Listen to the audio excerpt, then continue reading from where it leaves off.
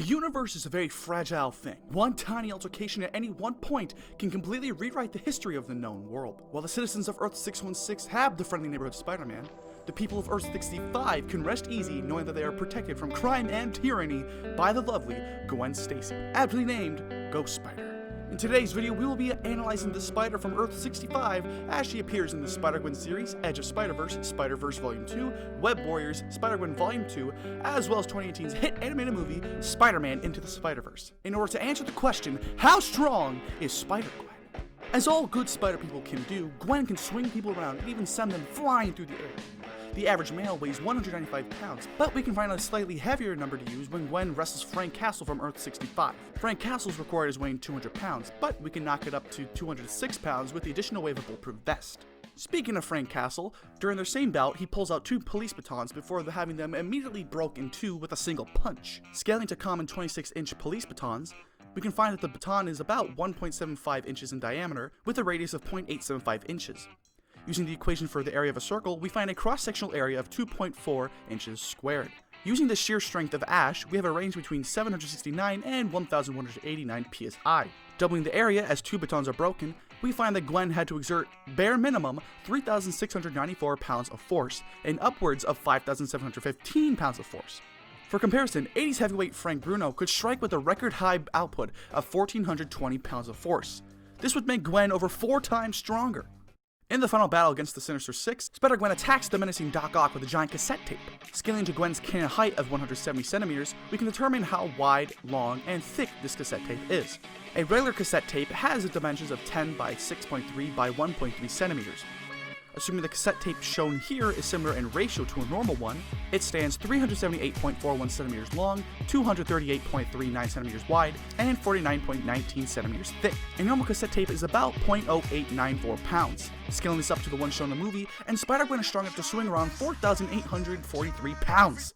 Mighty impressive, yes, but it's not like the other Spider people are leagues above Gwen. The leader of the group, Peter B. Parker, can muscle the load of a bus all by himself. Assuming this bus here is similar to a single-deck MCI 102 DL3, this should weigh 35,100 pounds. That's nearly 18 tons. And Gwen was basically Peter's right-hand spider when Miles wasn't.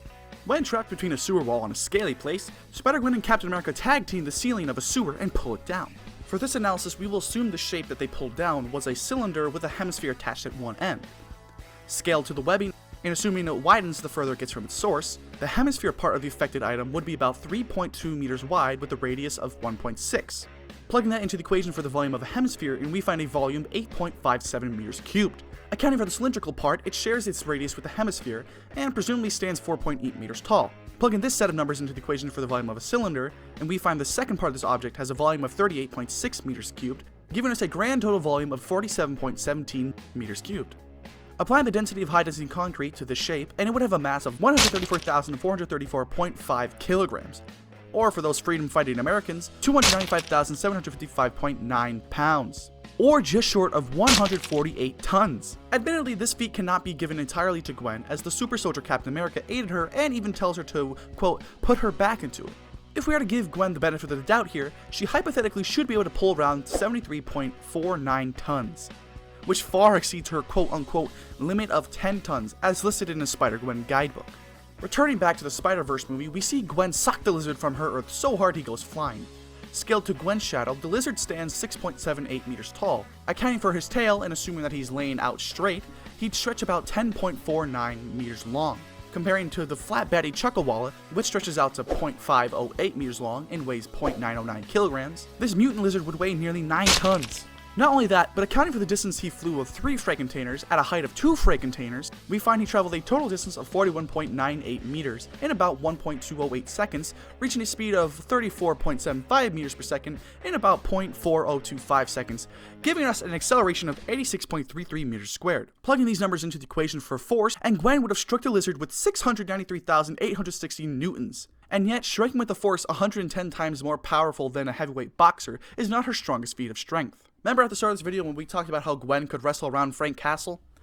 Yes, well, in the same fight, she severely dents a car with the force she had to exert by slamming him into it. In order to save your time, I'll put this stuff on the screen instead of speaking out loud, so take my word on this, alright? Using the equation to bend metal into a V-shape, where F equals force in pounds of force, K is the variable for V-shape bending, T is the tensile strength of said material in pounds per square inch, W is the width of the metal in inches, T is the thickness of the metal in inches, and D is the diameter used to bend. With all of those variables in place, and using Gwen's height of 5 foot 7 inches, we can take all of these numbers and plug them into the aforementioned equation to find the total force required to bend the metal is 2,113,600 pounds of force, aka 9,401,906 newtons.